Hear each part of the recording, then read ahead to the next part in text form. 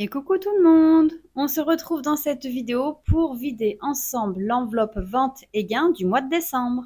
J'espère que les fêtes de Noël pour les personnes qui fêtent Noël se sont bien passées et que vous avez bien profité. Ici, tout s'est très bien passé. Donc le réveillon de Noël, nous étions chez mes beaux-parents, donc ça s'est très bien passé. Et le 25, nous étions chez mon papa. Tout le monde a été gâté, on a bien vécu, voilà. Maintenant, chez nous, ce n'est pas fini puisque aujourd'hui, je vous filme, on est vendredi 27. Ce soir, donc, on va faire un repas chez ma cousine.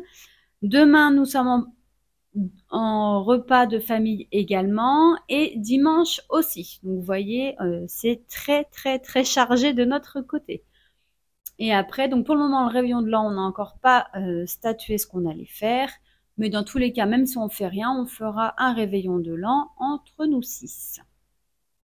Voilà, chez nous, en tout cas, comme d'habitude. Malgré que je n'ai pas réussi à être vraiment dans les fêtes cette année, on a quand même bien profité. Pour l'enveloppe vente et gain du mois de décembre, nous avons 76,26 €. Grâce à vous, merci. Grâce à vos vues, le fait que vous regardiez mes vidéos ou mes shorts, j'ai perçu donc 76,26 €. Bien évidemment, ça c'est net puisque il y a l'URSSAF qui vient prendre une partie.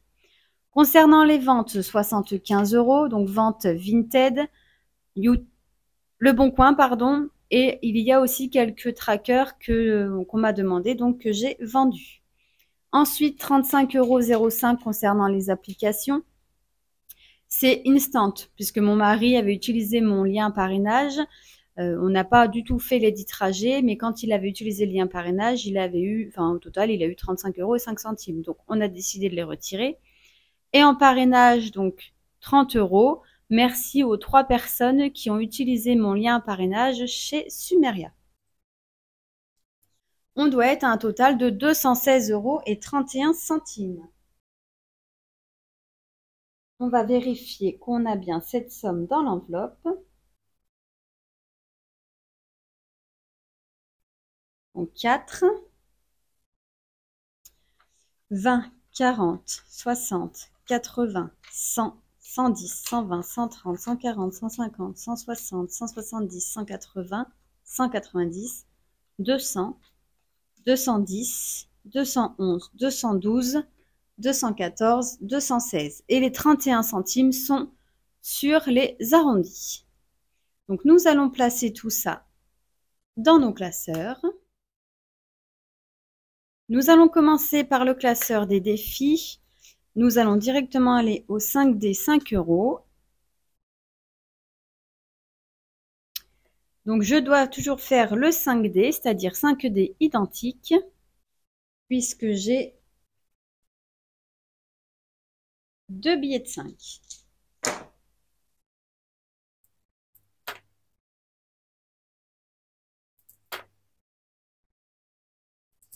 Le deuxième billet,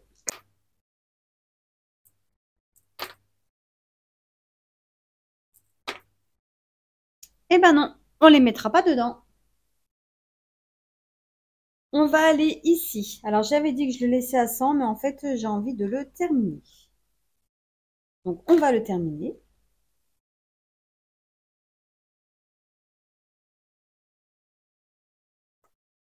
« 10 €.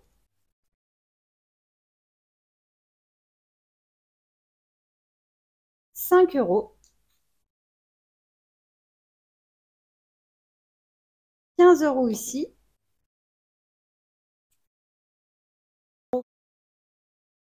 Et 10 €. Donc là, on a rajouté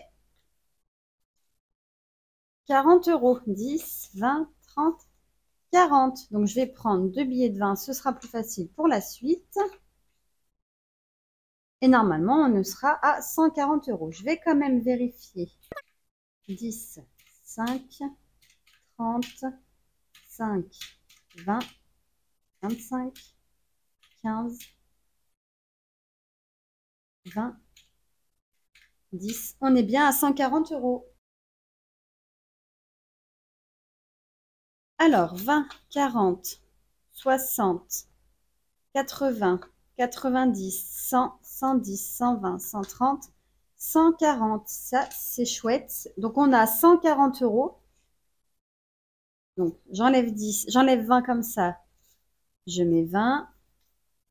J'enlève 20. Je mets 20. J'enlève 20 et je remets 20. Voilà, ce sera plus simple. Donc, les 140 euros là serviront pour le réveillon de l'an. Et on verra donc combien il restera sur ces 140 euros. Donc, c'est un bon budget, c'est plutôt cool. Donc, c'était un défi, pour rappel, qui vient donc de la chaîne des enveloppes dorées.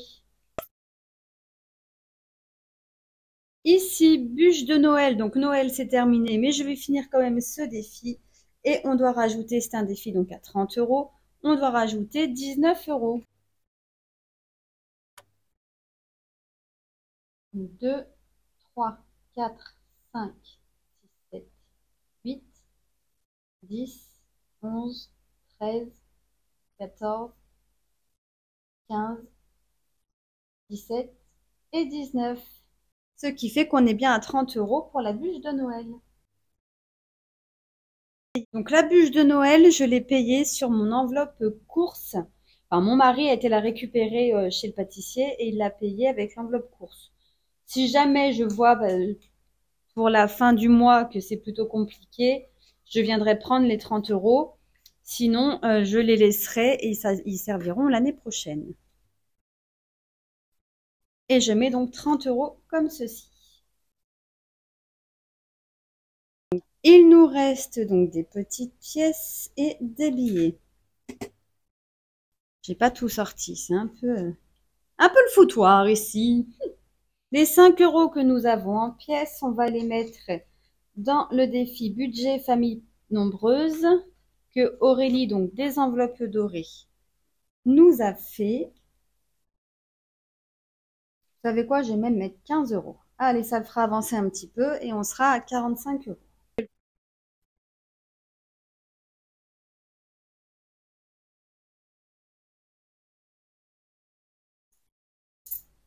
Alors, ce défi, donc, on va s'en servir pour faire quelque chose qu'on n'a pas l'habitude de faire. Et on a trouvé.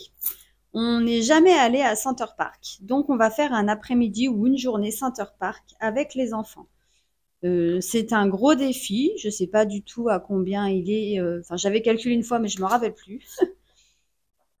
Donc, s'il faudra qu'on rajoute, on rajoutera. Mais en tout cas, il va servir pour Center Park en famille. Voilà sa destination. Ensuite, on arrête avec les défis. On va aller dans mon classeur des provisions. Nous allons remplir facture puisque j'aimerais bien avoir 100 euros à la fin de l'année. Donc, on est bien à 43 euros. Donc, si je fais 100 moins 43, on doit y placer 57 euros.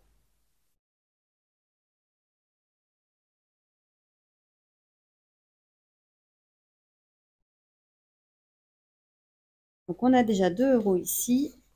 10, 20, 30, 40, 50.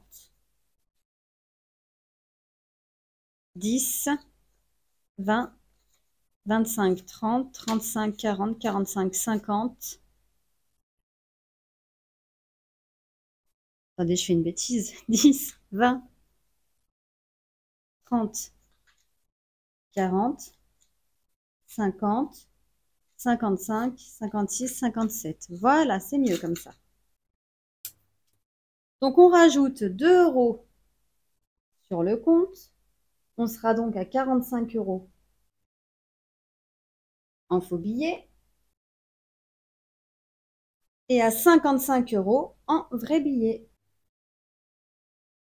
Je ferai les totaux hors caméra et bien évidemment, on fera le bilan de combien on a à la fin du mois de décembre.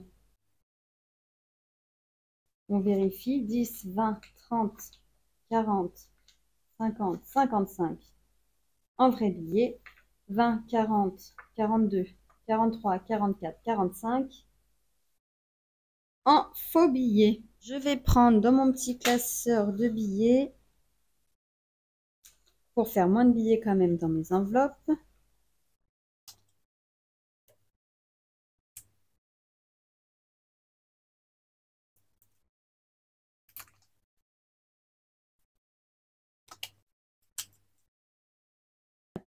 Et voilà.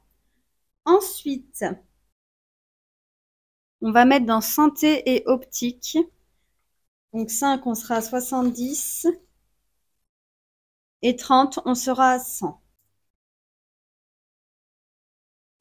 Donc on a 35 € en vrai billet ici.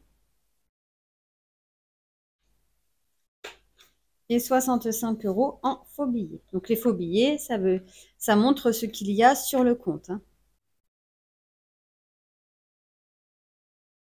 Il nous reste 10, 20, 30, 40, 50 € que nous allons mettre dans véhicule. Cette enveloppe a bien diminué. Mon mari a eu besoin d'acheter une bâche, un chargeur, enfin des choses pour sa moto. Donc on va rajouter les 50 € ici. 3, 4, 5, c'est ça. Donc on a bien les 25 € en faux billets et les 50 € en vrai billet. Hop. Ah, vous savez quoi, on va quand même faire le petit calcul. Donc on prend la petite calculatrice. Donc 55 plus 35 plus 50, on est à 140 € en vrai billet dans le classeur. Et normalement, là, on est à 754 €.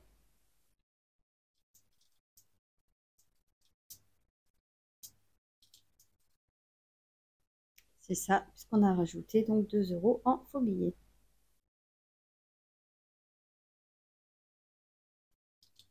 Si on ajoute les 140, on est à 894 € dans ce classeur des provisions. Ouh, c'est mal écrit, non? Un peu mieux, mais peut mieux faire. Voilà pour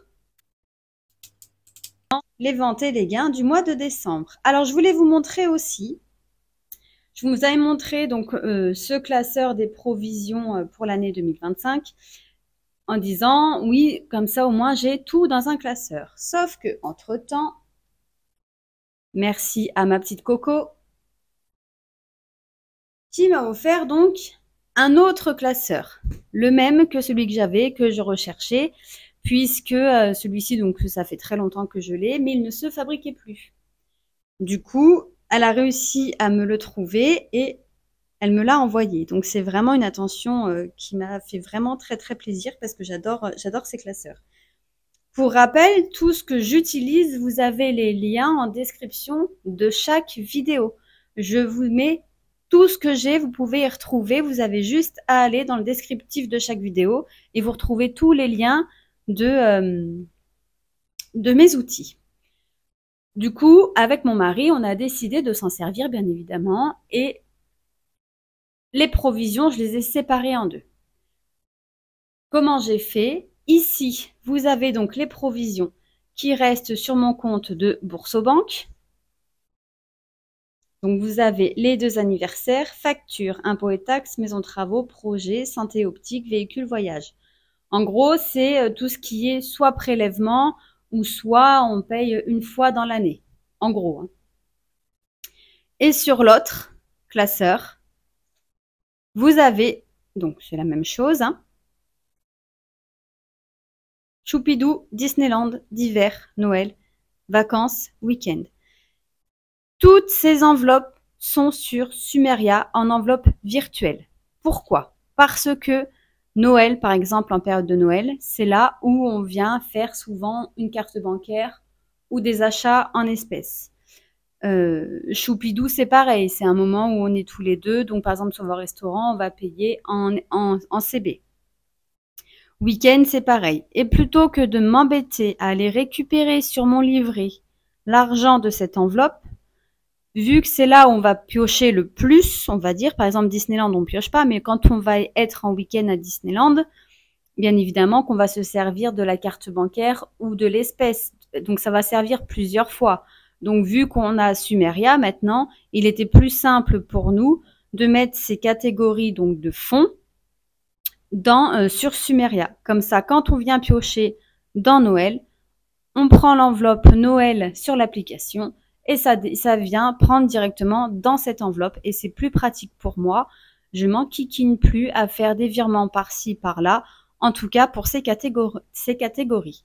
Et là, au niveau de Noël, on l'a fait. Mon mari a été faire des achats pour Noël. Il a pu se servir directement dans l'enveloppe, alors qu'avant, il revenait à la maison.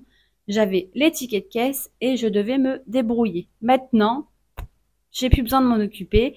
Il se débrouille tout seul, puisque les enveloppes sont des enveloppes pour deux. Donc moi, j'ai ma carte bancaire qui est reliée donc à l'enveloppe.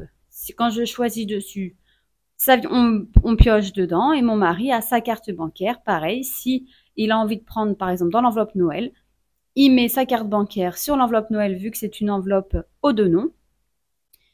Une enveloppe partagée, ils appellent ça, et du coup, ça vient directement prendre dedans. Et c'est beaucoup, beaucoup plus simple. Honnêtement, Sumeria, j'adore. Je suis vraiment fan. Donc voilà, du coup, les provisions, on les a séparées en deux classeurs. Un où il y a surlivré chez Boursobank et un où c'est des enveloppes virtuelles sur Sumeria.